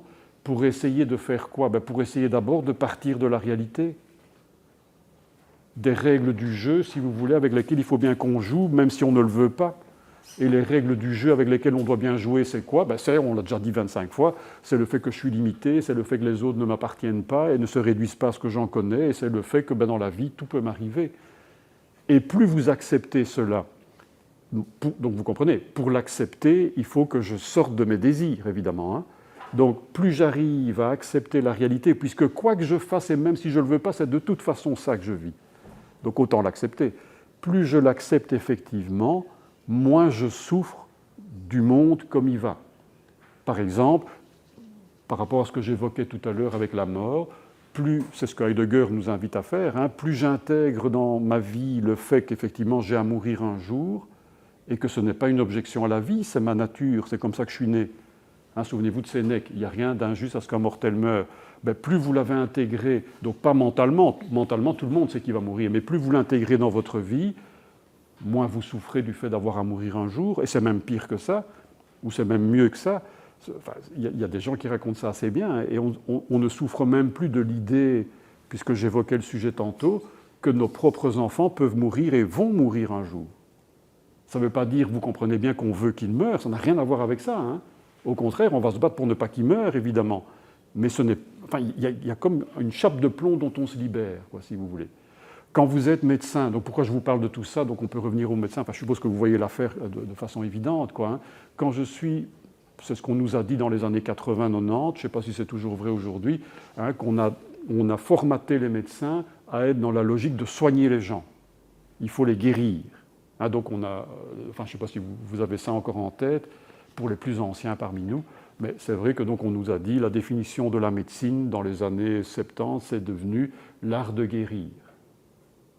Quand vous êtes dans ce trip-là, où je suis là, je dois être suffisamment tout-puissant que pour pouvoir guérir mes patients, vous comprenez bien, c'est ce qu'on a dénoncé à l'époque, que la mort devient un problème dans le monde médical. Ça devient un échec, ça devient la preuve que je n'ai pas bien soigné mon patient, mon patient ne peut pas mourir. Vous voyez, les conséquences sont évidentes à partir des quelques généralités que je vous raconte ici. On voit dans quoi on s'enferme et en quoi on rend un métier impossible, en fait. Et on ne peut que désespérer, à moins qu'on se blinde, évidemment, pour ne pas être confronté à la mort des autres. Donc soit on fuit cette mort, soit on se blinde pour ne pas être touché par elle, pour essayer de survivre, évidemment, à ce à quoi on ne peut pas échapper quand on essaye d'aider des gens, bien évidemment. Donc l'idée, c'est la suivante, c'est que soit on s'enferme dans ses désirs, la réalité devient insupportable et on fait son propre malheur soi-même, soit au contraire, on essaye de s'ouvrir autant que faire se peut à la réalité, de l'accepter comme elle l'est, puisque de toute façon on ne sait pas changer toute une série de choses, et à ce moment-là, c'est vrai que peut-être on se donne l'occasion de pouvoir mieux supporter les épreuves que la vie nous impose, parce qu'elles ne sont plus des objections, si vous voulez, des blessures ou je ne sais quoi d'autre, ça reste des épreuves, évidemment. Alors je vous donne, comme on l'avait fait les 2 fois précédentes, je vous donne un peu plus concrètement maintenant ce que l'on peut en retirer en tant qu'humain ou en tant que médecin quand on travaille ou quel que soit le métier qu'on exerce, ce que l'on peut en retirer de positif concernant donc ce 3e désir dont on a parlé aujourd'hui. Donc quand j'accepte que dans la vie, il n'y a rien qui m'est dû, je peux essayer de faire l'effort donc de me libérer l'esprit de cette exigence que non, il y a des choses qui me sont dues, c'est comme ça, c'est pas autrement, si c'est pas comme ça, c'est dégueulasse. Bon, vous essayez de sortir de tout cela. et j'essaye d'accepter, donc j'ai beau faire tous les efforts que je veux, la vie peut toujours m'attraper, et j'essaye d'accepter cela. En quoi ça pourrait, donc c'est le dernier point que je dois vous raconter, en quoi ça pourrait devenir quelque chose de positif.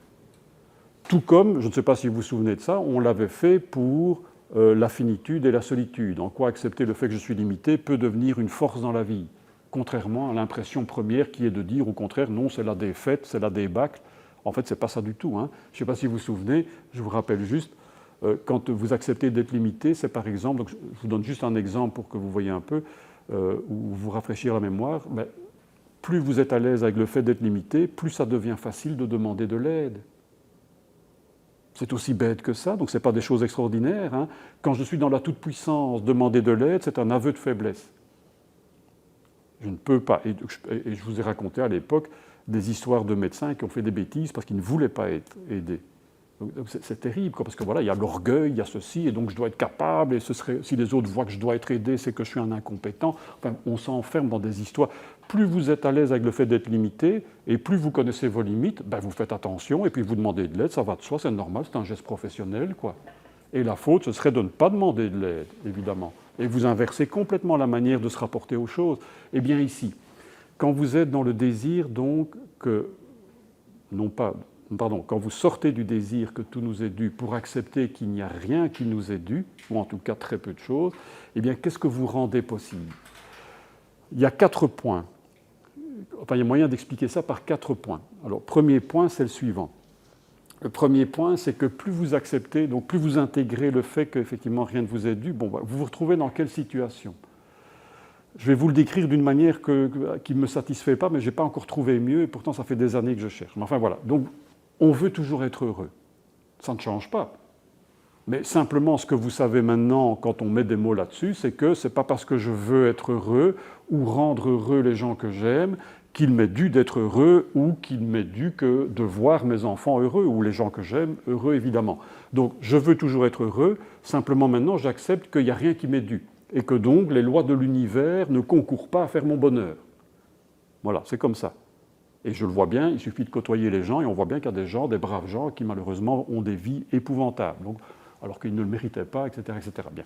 Donc, quand vous êtes là-dedans, eh bien, quelle est la donc c'est là que je n'aime pas ce que je vais vous dire. Enfin, ce n'est pas la manière adéquate de le dire, mais je ne sais pas le faire autrement. Quelle est en quelque sorte la conclusion que vous en tirez?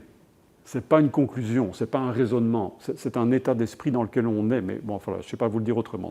Donc, quand je veux toujours être heureux, mais que j'ai compris qu'il n'y a rien qui m'est dû, la conclusion que vous en tirez, si c'est une espèce de conclusion, c'est quoi?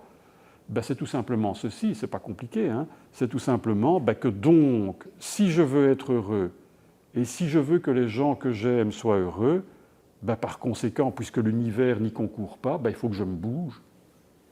Et ce qui est tout à fait étonnant, parce que quand je discute avec des gens de ces affaires-là, ils ont une impression que je peux comprendre, hein, c'est que quand on parle d'incertitude, ça conduirait plutôt à une espèce de résignation.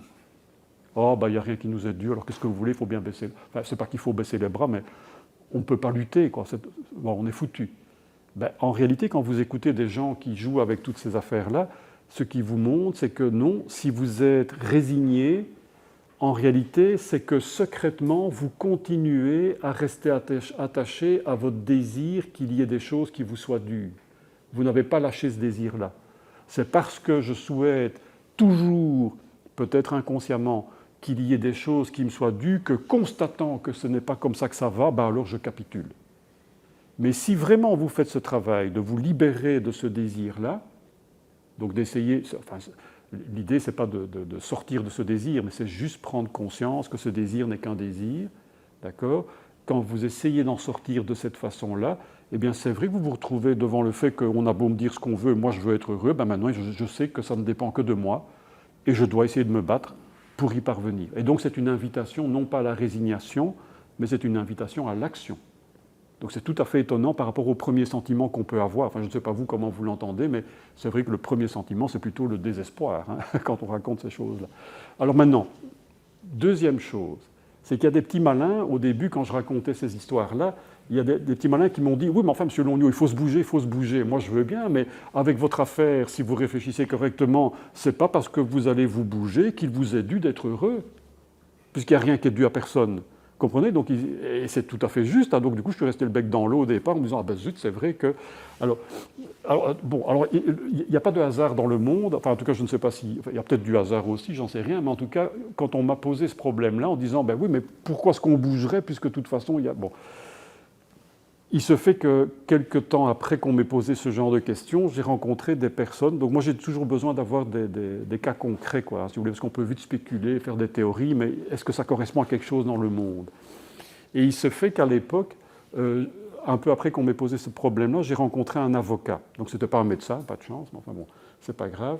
Donc un avocat, et cet avocat m'a raconté sa vie, on a discuté, etc. Et voilà ce qu'il m'a raconté, et il m'a aidé à comprendre un truc qui répond probablement en partie à la question. Donc quand je dis c'est un avocat, c'est un ancien avocat. Donc c'est un monsieur qui a fait le droit, qui a plaidé en justice et qui avait un talent. Et son talent, c'est de peindre donc des peintures. Donc pas peintre en bâtiment, voilà, il fait des tableaux. Et c'est sa passion. Et ce monsieur donc me raconte donc une vie un peu, enfin c'est une vie exceptionnelle, mais enfin c'est pas non plus extraordinaire. Donc il me dit à un moment donné, je me suis retrouvé en conflit entre mon métier qui me prenait tout mon temps et cette passion que j'avais. Alors donc il a cheminé dans sa tête. Si je vous résume l'affaire, c'est on n'a qu'une vie et donc je ne vais pas faire et je sais que je peux mourir demain en plus, donc je ne vais pas attendre d'être pensionné pour commencer à faire de la peinture enfin. Donc à un moment donné, voilà, il faut que je fasse un choix, quoi. Soit je renonce à ma passion et je reste avocat, soit je renonce à mon métier d'avocat et je me jette dans ma passion. Alors, comme quoi on ne fait pas n'importe quoi, donc ce type m'a expliqué, mais enfin bon, c'est sans intérêt, mais quoique, donc il m'a expliqué, donc j'ai pris la décision de me vouer à ma peinture. Mais on ne fait pas n'importe quoi. Et donc, j'ai encore plaidé pendant 3 ans pour mettre le plus possible d'argent de côté, pour essayer d'amortir, parce qu'on ne sait pas... Enfin, voilà, donc, être peintre, vous pouvez être peintre, mais enfin, ce n'est pas pour ça qu'on va évidemment admirer vos œuvres. Donc, il n'était pas sûr de son incertitude, vous voyez, dans un choix à poser. Donc, il a dit, voilà, donc évidemment, on calcule son coût, on ne fait pas n'importe quoi, donc j'ai travaillé encore 3 ans. Et il me raconte que, au terme des 3 ans, c'est vrai que c'est quand même dur d'arrêter. Parce que vous ne pouvez pas vous empêcher de vous dire, peut-être une 4e année parce qu'on ne sait jamais, hein, pour mettre encore un peu plus d'argent de côté. Enfin, vous comprenez, et comme ça pourrait aller jusqu'à la pension, évidemment. Hein. Et donc, il m'a expliqué cette chose toute bête, et c'est là que j'ai compris que, voilà, il y a des gens qui vivent ça. Hein. C'est que quand vous acceptez l'incertitude, ce n'est pas simplement le constat que je vais me bouger. Il faut que je me bouge si je veux que ma vie ait du sens. Mais ce qu'il y a en plus qui vous donne une force terrible, en tout cas c'est ce que ce monsieur incarnait pour moi, c'est tout simplement que vous n'avez plus besoin, et ça c'est génial, hein, vous n'avez plus besoin d'avoir la garantie que ça va marcher pour oser entreprendre. Donc il y a des gens qui... je vais vous raconter une autre histoire. Je connais quelqu'un, il travaillait dans une centrale nucléaire. Ce type avait de l'or dans les doigts. Et il était notamment mécanicien de voitures, et donc il réparait ses voitures, mais il était tellement doué dans l'affaire, et c'était une passion pour lui, que tout le monde venait amener sa bagnole, etc. Vous discutez avec lui, ma vie n'a pas de sens. Alors pourquoi ta vie n'a pas de sens? Enfin, tu es respecté par plein de gens, il y a plein de gens qui viennent te voir, tu aides plein de gens, c'est merveilleux. Oui, mais j'aime pas mon métier. Alors on lui dit, avec l'or que tu as dans les doigts, tu es déjà connu, etc., arrête ton métier, installe-toi comme mécanicien. Il y a ça existe encore, des petits garagistes, quoi. Hein. Donc ce type avait vraiment tout pour réussir. Et vous vous rendez compte, donc ce type ne l'a jamais fait. Il a toujours vécu dans une espèce de ressentiment où la vie est dégueulasse, j'ai pas été au bon endroit au bon moment, etc. Enfin, voilà, j'ai pas vécu ma vie, donc sentiment de ne pas avoir vécu sa vie, c'est terrible. Hein. Et tout simplement pourquoi? Quand vous discutez avec lui, tout simplement parce qu'il a besoin d'être sûr que ça va marcher pour se lancer. Je ne peux vivre que s'il m'est dû que ça fonctionne. Si j'ai trop conscience que, oui, mais c'est pas parce que je me lance que ça va marcher, j'hésite, je ne sais pas, mon métier il est quand même garanti. Enfin, maintenant plus, évidemment, puisqu'on démantèle les centrales, mais enfin, soit. Mais il est pensionné maintenant. Hein, mais, donc la peur de l'incertitude fait qu'il n'a jamais franchi le pas. Donc, je vous raconte cette deuxième histoire pour que vous compreniez. Plus vous avez intégré l'incertitude, en vous libérant de la peur qu'il y a derrière le besoin qu'il y a des choses qui nous soient dues, eh bien, c'est extraordinaire. Ce que l'on voit, quand vous regardez concrètement, ça vous donne quoi? Ça vous donne des gens qui osent entreprendre. Au risque de se casser la figure, hein. Donc ça aussi, je peux vous raconter d'autres cas de gens qui se sont lancés, et puis après, ça a été un fiasco terrible. Hein. Mais voilà, donc en tout cas, ils n'ont plus cette peur qu'on pourrait peut-être avoir soi-même quand on est là-dedans. Donc, première chose, ça vous invite à vous bouger. Deuxième chose qui devient extraordinaire, manifestement, c'est que vous n'avez plus besoin d'avoir la garantie que ça va fonctionner pour oser entreprendre. Et ça vous donne une force redoutable. Maintenant, troisième chose que ça vous procure, quand, imaginons, donc dans la suite de l'histoire de ce que je vous raconte ici, imaginons que je me lance donc dans l'aventure et que je me casse la figure malgré tout. Ça ne marche pas ce que j'entreprends. Donc c'est un deuil, c'est une catastrophe, enfin, voilà, un échec total, j'ai cru que, et puis ben voilà, pas de chance, ça n'a pas marché. Eh bien, donc ce que je peux vous dire, c'est que quand on est confronté à la difficulté, à l'échec, au deuil ou je ne sais pas quoi, malgré tout, hein, ça peut arriver puisque la vie ne nous doit rien, eh bien ça reste une blessure. Donc vous pouvez accepter autant que vous voulez le fait que rien ne nous est dû dans la vie, quand vous vous cassez la figure, ça fait quand même mal. Donc on n'est pas, si vous voulez, en tout cas je ne connais personne qui vit ça ainsi, peut-être que ça existe, hein, mais je ne connais personne, vous n'êtes pas le sage stoïcien qui dit même pas mal et qui passe à travers tout. Hein, c'est parfois ce qu'on croit lire chez les stoïciens, hein, mais manifestement nous ne sommes... Donc les stoïciens avaient la sagesse quand même de dire, ils nous racontent l'histoire de héros qui apparemment supportent tout et n'importe quoi, et puis souvent quand vous lisez les stoïciens, ils rajoutent juste une petite phrase, et cette petite phrase dit ceci: le problème, c'est que nous ne sommes pas des dieux. C'est-à-dire que le héros dont il parle, évidemment, on supporte la douleur, la souffrance, on endure tout, etc. Ce sont des héros, ce sont des dieux. Et alors après, il s'adresse au lecteur, mais vous et moi, nous ne sommes pas des dieux, donc voilà, on aura mal quand on nous fera du mal, rassurez-vous. Bon. Donc, quand on se casse la figure, pour revenir à mon affaire, donc c'est vrai que vous pouvez avoir toutes les philosophies du monde dans votre tête, ça ne vous empêche pas de souffrir quand le sort s'abat sur vous. Mais ce qui est vrai, par contre, c'est une toute petite chose qui est anodine apparemment, mais qui est pour moi très importante. En tout cas, quand on accompagne des gens, c'est parfois très intéressant d'essayer de les aider sur ce plan-là. C'est que vous ne redoublez pas la souffrance d'avoir échoué dans votre vie, dans votre carrière ou dans je ne sais pas quoi, dans votre couple ou n'importe quoi. C'est qu'on ne redouble pas cette souffrance-là avec le sentiment qu'en plus c'est injuste décidément ce qui m'arrive. Donc c'est ce que je vous disais tout à l'heure avec la mort d'un enfant. Hein. Donc c'est un drame, c'est incontestable. Il n'y a personne qui va remettre ça en question. Mais vous ne redoublez pas le drame que c'est, donc vous n'en rajoutez pas une couche, quoi, si vous voulez, en disant qu'en plus, décidément, c'est une injustice. Et en quoi ça vous libère? Ou en quoi ça peut vous aider à peut-être essayer de sortir de la catastrophe dans laquelle on se trouve? Eh bien, tout simplement que ça vous permet de ne pas vous enfermer dans le statut de victime. Il y a des gens qui, effectivement, ont l'art de, et on peut le comprendre, hein, donc ce n'est pas un jugement ici, mais qui ont l'art de vivre les malheurs du monde en s'octroyant le titre d'être une victime du monde. Et plus je m'identifie au statut de victime, plus ça m'empêche d'en sortir, évidemment. Donc quand vous vivez des drames, mais que vous savez assez vite vous libérer de l'idée « et c'est dégueulasse ce qui m'arrive, et c'est la faute à l'autre », enfin voilà, tous ces machins-là qui font qu'on est une victime de quelque chose ou de quelqu'un, quand vous ne vous enfermez pas là-dedans, ça vous permet peut-être, en tout cas il y a des témoignages qui vont dans ce sens-là, de pouvoir peut-être donc rebondir un peu plus vite et sortir de l'épreuve que vous traversez. Mais ça prendra du temps, enfin voilà, c'est pas facile, ça reste difficile, mais vous n'en rajoutez pas, quoi. C'est juste ça qu'on peut dire probablement. Et puis, dernière chose qu'il faut évoquer, donc le quatrième point qui montre que plus j'accepte l'incertitude, plus ça devient une chance finalement. C'est assez curieux parce que c'est contre-intuitif, hein, mais c'est tout simplement ceci, c'est que, donc ça je peux vous raconter une anecdote pour l'illustrer, c'est que quand vous réfléchissez un peu, vous vous rendez compte effectivement, donc sur la base de l'expérience de la vie, hein, c'est que le bonheur n'est possible qu'à la condition d'accepter l'incertitude. Donc c'est curieux cette affaire-là, parce que de nouveau, l'incertitude, ça fait d'abord peur et on y voit notre malheur. Et en réalité, quand on entend les gens parler de moments heureux, c'est toujours lié à un contexte d'incertitude. Je vais vous raconter juste une anecdote pour illustrer le propos. Ce sont des parents qui m'ont raconté ça, donc je pense souvent à eux quand je parle de ça. Ce sont des gens qui m'ont dit, ben voilà, donc j'ai éduqué mes enfants, c'est en lien avec ce que je vous ai raconté tantôt, on a éduqué nos enfants donc de telle manière à ce qu'ils connaissent les règles de politesse. Et donc quand on leur donne un truc, ils disent merci. Quand ils sont petits, ça va tout seul. Donc, je ne sais pas s'il y a des gens qui ont des enfants ici, mais enfin, bon, voilà. Donc, petit, ça va tout seul. Évidemment, quand ils grandissent, c'est un peu plus laborieux.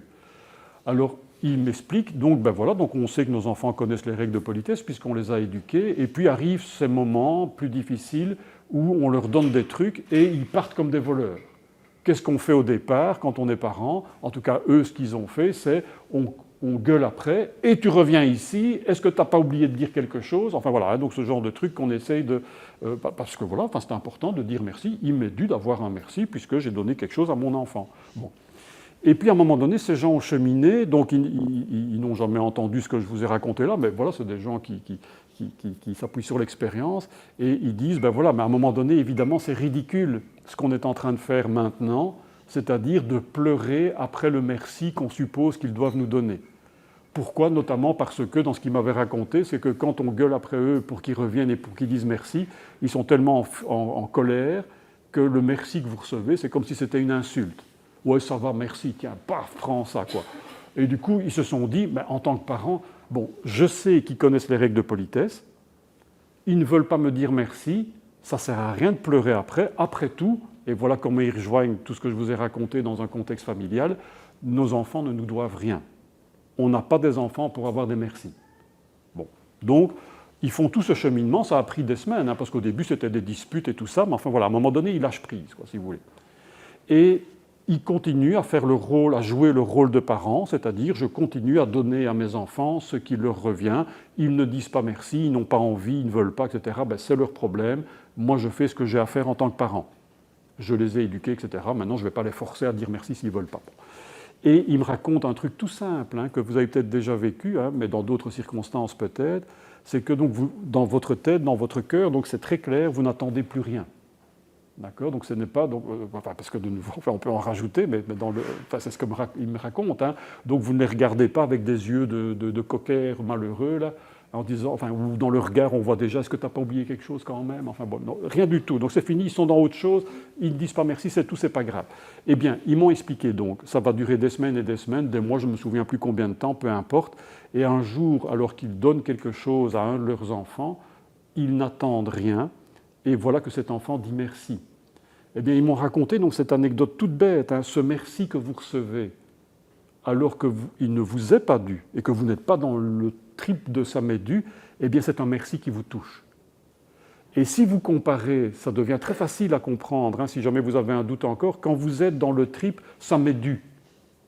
Quand on vous dit merci et que vous êtes dans l'attente de le recevoir, la seule chose que ça va provoquer, ce n'est pas du bonheur. Hein. La seule chose que ça va provoquer, c'est il ne manquerait plus que ça que les gens ne le disent pas. Hein. C'est un juste retour des choses, quoi. Il n'y a pas de quoi être heureux, c'est comme ça que ça doit aller, point barre, et il n'y a pas de bonheur. Quand vous vous libérez de vos attentes et que vous recevez, par exemple ici, donc l'anecdote d'un merci, eh bien c'est vrai que curieusement, on est surpris. Dans le monde médical, c'est pour ça que je vous raconte cette histoire-là, on a parfois des choses pareilles où il y a des médecins ou des soignants qui disent, c'est curieux, parfois le patient revient pour donner un truc. On est touché, quoi, parce qu'on ne l'attendait pas. Quoi. Le type, il a payé sa consultation, donc on est quitte. Et pourtant, les gens viennent avec... au Liban, il m'expliquait, ils viennent avec des chèvres, enfin bon, voilà, tous des trucs comme ça. Mais on est touché par ça, quoi, par l'intention de la personne. Donc vous voyez, ce qui est tout à fait troublant, c'est que l'incertitude dont je vous ai parlé aujourd'hui, ce n'est pas le plan catastrophe et le scénario catastrophe. Curieusement, une fois qu'on a traversé un peu sa peur que ça peut générer, c'est vrai que ça devient une force dans l'existence. À la fois, ça responsabilise.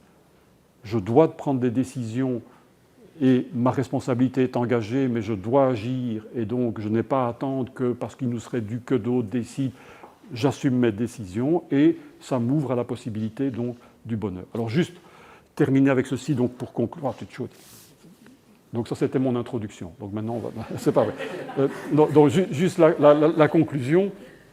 Donc la conclusion, c'est pour essayer de resserrer les boulons de tout ce que je vous ai raconté. Donc quand vous avez les trois thèmes ensemble, hein, donc il fut un temps, je ne sais pas si vous vous souvenez de ce temps-là, je ne sais pas si on parle encore comme ça, on disait, voilà, donc quand on doit essayer de former quelqu'un, on est dans un contexte universitaire ici, quand on doit former des jeunes ou des moins jeunes, c'est vrai qu'on doit agir sur trois plans. Et alors on nous disait à l'époque, peut-être un vocabulaire un peu vieillot maintenant, il faut agir sur le plan des savoirs, il faut agir sur le plan des savoir-faire et il faut agir sur le plan du savoir-être. Je ne sais pas si ça vous dit, je ne sais pas si on utilise encore ce vocabulaire-là. mais enfin c'est des vieilleries maintenant peut-être, mais enfin soit. Eh bien, donc c'est vrai que dans le monde universitaire notamment, comme dans les écoles, etc., donc concernant le savoir et le savoir-faire, ça va. Donc on enseigne des savoirs, évidemment, puis vous avez les stages, etc., où on apprend quoi à faire, évidemment. Et puis quand on dit le savoir-être, ben c'est souvent là que ça pêche, évidemment, parce qu'on ne voit pas très bien ce qu'on peut faire. Qu'est-ce que vous voulez qu'on fasse avec le savoir-être? Ça dépend des gens, c'est leur famille, ils sont éduqués ou pas éduqués. Enfin, on est un peu perdu avec cette affaire-là. Hein. Ben, tout ce que je vous ai raconté, alors il y a deux choses. La première chose, c'est que ça vous donne une idée, une première idée peut-être, de ce que c'est que d'essayer d'aider quelqu'un à développer son savoir-être. Donc, si vous voulez, le dilemme, c'est quoi? C'est est-ce que j'enferme quelqu'un dans son imaginaire, au risque de faire violence à la réalité, aux patients, au système, tout ce que vous voulez, ou est-ce que j'essaye d'éduquer quelqu'un à être dans la réalité? D'accord? Deuxième chose, c'est que, donc tout ce que je vous ai raconté, ça ne fait que parler de cela, évidemment.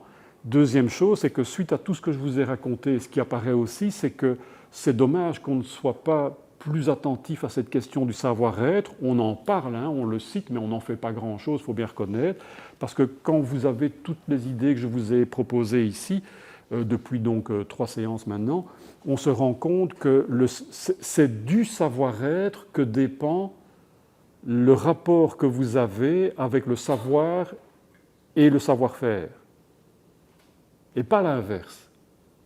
Donc si vous êtes dans l'imaginaire de la toute-puissance, etc., le rapport que vous aurez avec le savoir, par exemple, et avec ma manière d'être en relation avec le patient, va être évidemment déterminé par ça. Parce que je suis dans celui qui a toujours raison, celui qui sait tout, enfin voilà, la toute-puissance et tout ce qu'on a raconté.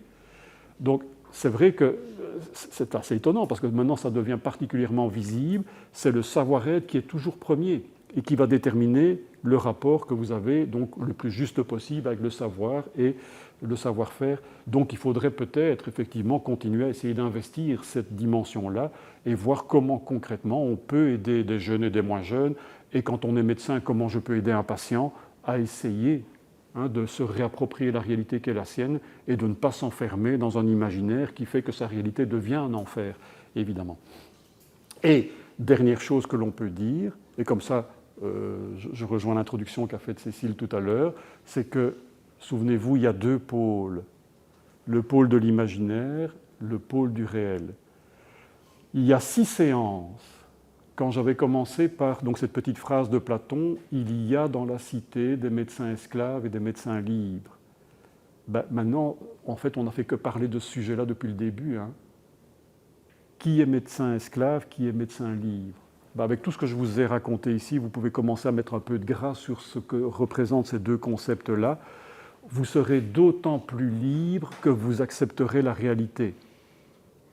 Et vous serez d'autant plus esclave de tout ce dont vous aurez besoin pour y croire si vous êtes dépendant de vos désirs. Donc quand la réalité dément les désirs, vous comprenez qu'il faut inventer des choses et des bazars pour essayer de continuer à croire à ces désirs. Et c'est là qu'on devient donc un esclave. Et chez Platon, c'est même, on devient un esclave tyran. Par exemple, quand vous êtes dans la posture de « c'est moi qui ai raison, les autres ont tort », ce qui me rappelle que peut-être je me trompe, c'est insupportable. Et je vais devenir un tyran vis-à-vis des autres.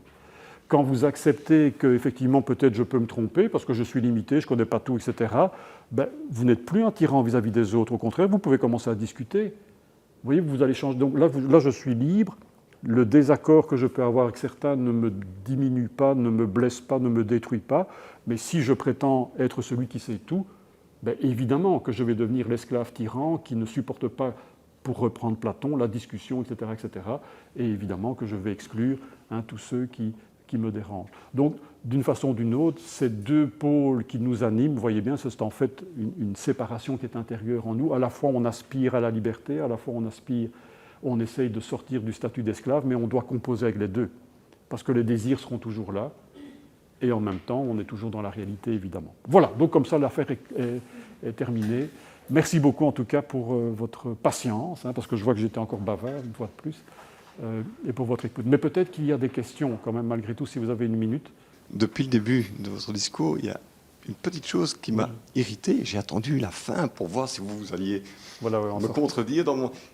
J'ai l'impression que vous parliez d'un monde où il y a aucune gratuité. On ne fait jamais rien gratuitement, juste pour le plaisir de le faire. Ben si. Parce qu'à chaque fois, on espère, on doit avoir un merci, on doit avoir un... Et le dernier exemple, que j'ai 4 enfants, alors les enfants qui disent pas merci, donc au début, oui, en effet, on dit, moi je considère que moi je ne demande pas de merci, Voilà. et justement, je fais les choses que je fais gratuitement, parce que je les aime et que c'est pour moi de leur faire plaisir. Et le jour où eux décident de gratuitement me dire merci, c'est justement, voilà. Je vous rejoins, c'est là que ça devient vraiment sincère et gentil, et c'est là que je l'apprécie. Si je dois leur tirer un merci, ça n'a aucun intérêt. Voilà, mais j'ai l'impression, dans tout ce que j'entendais, c'est chaque fois, l'être humain, tout est dû. J'ai trouvé ça un peu horrible comme monde. Alors, oui, tout à fait. Alors, donc, J'ai peut-être mal compris. Hein. Non, mais et ce que vous évoquez là, donc c'est précisément ce vers quoi donc, je tends, dans ce que je crois comprendre de ce qui nous anime, c'est pour pouvoir être dans cette relation de gratuité, mais vous l'avez vous-même compris avec le dernier exemple qui a été pris, hein, ben c'est vrai qu'il faut être libéré ou non concerné par précisément ces attentes qu'on croit légitimes par rapport à la vie, par rapport aux autres, par rapport à tout ce que... Donc, ce dont vous me parlez, quand je vous entends, j'aurais tendance à dire, mais vous êtes déjà à l'arrivée, donc évidemment, tout ce que j'ai mis avant est insupportable ou n'est pas pertinent. Voilà. Quoi. Ça m'a irrité. Oui, voilà, oui, tout à fait, mais ça je l'entends. Où est-ce qu'on vit Voilà, et donc, l'idée, c'est que nous, on est toujours pris entre les deux. Donc maintenant, si on devait aller plus loin dans le débat, alors là, c'est moi qui vous poserai des questions pour le coup. Donc c'est vrai que concernant la gratuité, peut-être que vous pouvez en témoigner, que vous êtes là-dedans, d'où un univers que je décris ici, qui est un peu étonnant. Et en même temps, est-ce que vous pouvez être sûr, donc ça je ne sais pas, donc c'est une question que je vous pose, qu'il n'y a pas encore chez vous, comme chez la majorité des êtres humains, pour ne pas dire tous, des attentes, une envie de reconnaissance légitimes. Et voilà, et on est déchiré entre ces deux pôles, quoi. Voilà. Oui, d'accord. Mais c'est vrai que j'ai insisté, donc ça je vous rejoins, donc j'ai insisté beaucoup sur le premier pour montrer là où on le retrouvait, comme s'il n'y avait que ça apparemment, mais c'est bien pour montrer la difficulté qu'il peut y avoir chez certaines personnes de s'ouvrir à autre chose, parce que le désir que beaucoup de choses nous soient dues, pas tout, mais enfin en tout cas beaucoup de choses, c'est un désir qui est quand même très puissant chez beaucoup d'êtres humains en tout cas. Même la phrase avec les médecins qui soignent et qui c'est dû. Ah oui, soit oui, un mais merci, ça, soit un chèque. Hippocrate, moi je ne le vois pas là. Bien sûr, j'ai un peu du mal. Mais c'est des choses qu'on entend. Hein, oui, donc, mais c'est pour ça que j'étais attristé. Voilà, oui, tout à fait. Voilà, où est-ce qu'on fait quelque chose juste par bonté d'âme ou de générosité? Voilà, oui, juste pour le bonheur de le faire. Quoi. Voilà, pour soi-même. Voilà, tout à fait. Oui. C'est donné pour soi-même. Ce qui est intéressant là-dedans, si jamais vous voulez aller plus loin, il faut lire Spinoza. Parce que lui, il permet de comprendre, il met des mots là-dessus, il montre toutes les implications. Voilà, donc, où il explique que la béatitude, ce n'est pas la récompense d'un acte. Donc on fait les choses pour être sauvé, ou je ne sais pas quoi. Donc toute sa philosophie tourne autour. Il suffit de lire la dernière page de l'éthique, donc vous ne devez pas tout lire. Mais il explique que la béatitude, c'est quoi? C'est l'acte que je fais pendant que je le fais. Voilà. Et on ne fait pas un acte pour quelque chose, on le fait parce que ça a du sens, point, c'est tout. Voilà. Et alors là, j'ai une proposition pour le bonheur, c'est arrêter de chercher le bonheur, soyez heureux. Voilà, exactement, tout à fait. Moi, je le résume comme ça. C'est toujours cette tension-là, effectivement. Il n'y a pas bonheur, définition, tout va bien, ça marchera, ça n'existe pas. Voilà. Donc, soyons heureux sur tout le trajet. Tout à fait. Oui. Voilà. Exactement, oui, tout à fait. Mais donc, je pense qu'on se rejoint, en tout cas.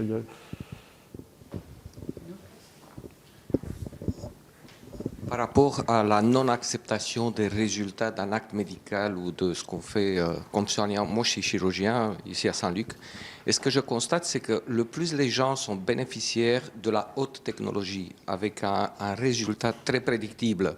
Pour donner un exemple, si j'achète un BM, elle va être une bonne voiture pendant 10 ans, disons. Ces gens-là acceptent très difficilement quand le hasard de la biologie de corps humain, donnent des résultats qui ne sont pas nécessairement à leur attente. À l'inverse, si on soigne par exemple des gens qui font l'agriculture, oui, qui sont pauvres, qui sont dans ce médium non technologisé, disons, là, tout résultat moins attendu est plus facilement accepté. Voilà. Donc ma question c'est, est-ce que vous ne pensez pas que cette attente non réelle, comme vous avez décrit d'ailleurs, le hasard dans la médecine, tient par la translation des attentes de la technologie, de la haute technologie et de la science, dans le domaine de la biologie. Pour vous donner un autre exemple, moi je suis chirurgien du pied, ça va? Là-bas, vous cassez votre pied, 3 mois, vous appuyez pas, ça va? Mais les gens disent, mais comment ça se fait? Parce que si je mets une prothèse de hanche, je marche demain. Ça va? Ça, c'est de la technologie. La prothèse de hanche remplace, elle ne guérit pas. Par contre, dans le domaine du pied, où il n'y a pas de prothèse, là-bas, il faut attendre la guérison. Et moi, j'explique à mes patients, vous oubliez que le corps humain, il est le même depuis 10 000 ans. Okay? Il n'y avait pas de chirurgie. Et là, ça n'a pas changé. Ce qui a changé, c'est la prothèse de hanche. Ça, c'est la technologie. Elle est là depuis 50 ans. Et là, je trouve, moi, la difficulté pour soigner les patients, de leur expliquer toute cette idée-là, qu'en fait, le processus de guérison du corps humain n'a pas changé. Voilà. Et je pense qu'ici, c'est le problème aussi des sociétés très riches, et comme c'est la Belgique, hein, voilà, on a l'impression que si on est riche, on a toute la technologie possible et impossible, mais notre résultat de l'acte médical va être... Et il n'y a pas d'hasard, mais il y a de l'hasard, et que la biologie du corps humain, ça n'a pas changé en fait. Ce que vous évoquez, ça me fait penser à une distinction qu'on retrouve en philosophie que je trouve éclairante. Je ne sais pas si...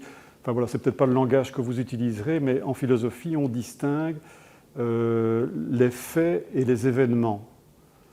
Alors, si vous voulez, les faits, c'est quoi? C'est, donc pour aller vite, hein, parce que sinon on est reparti pour une demi-heure ici, mais donc si vous voulez, les faits, c'est ce qui est prévisible.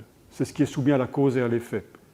Et on a l'impression dans le monde occidental, c'est là que je rejoins un peu peut-être les gens qui sont davantage dans la technique, sont peut-être dans une vision du monde qui ressemble un peu à ce qu'on décrit comme étant des faits en philosophie, c'est que plus vous êtes dans la logique de la cause et de l'effet, que donc tout est un effet qui renvoie à une cause qui est prévisible, donc si on a une cause, on peut prévoir aussi l'effet que ça va engendrer, etc. Plus vous êtes là-dedans, ben, moins il y a de surprises, évidemment, et vous avez l'impression que si on avait les outils suffisamment développés pour y parvenir, on pourrait prévoir finalement l'avenir de tout le monde, de manière personnalisée en plus, etc. etc. Enfin voilà, ce qu'on espère parfois avec l'intelligence artificielle, enfin bref, peu importe.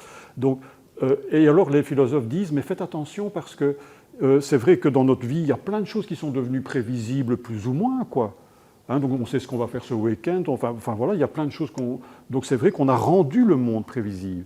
Mais même avec ce monde qu'on a rendu prévisible, et plus donc on est dans la technique, peut-être qu'on voit davantage les choses ainsi, néanmoins il y a des événements dans la vie. Et les événements, c'est quoi? Et donc ça, ce sont toutes des descriptions tout en finesse à partir de notre expérience. C'est que vous ne pouvez pas...